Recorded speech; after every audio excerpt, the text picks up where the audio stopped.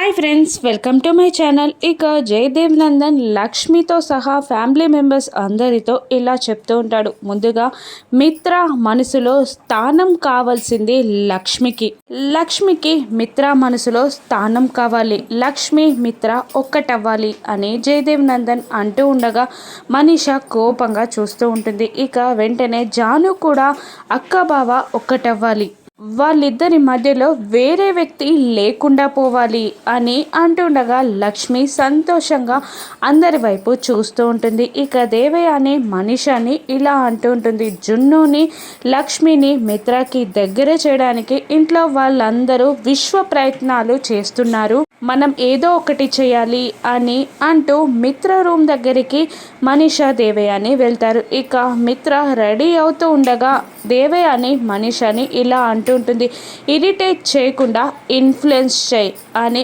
అంటూ మోటివేషన్ చేసి మనీషాని లోపలికి పంపించగా మనీషా మిత్రాని ఇలా అంటూ ఉంటుంది, నాకు ఎవరు లేరు మిత్ర, నువ్వు తప్ప. నువ్వు జున్నుని ఎందుకు కావాలి అనుకుంటున్నావో నాకు అర్థం కావట్లేదు అని మిత్ర మనసుని తన వైపు మార్చుకునేలా మనీషా మిత్రతో మాట్లాడుతూ ఉంటుంది. ఇక మిత్ర ప్రయాణం ఎటువైపు? లక్ష్మి జున్నుల వైపా, మనీషా వైపా?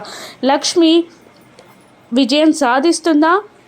శాంతి పూజలో మిత్ర కూర్చుంటాడా? రాను ఎపిసోడ్స్లో చూద్దాం. Thank you for watching.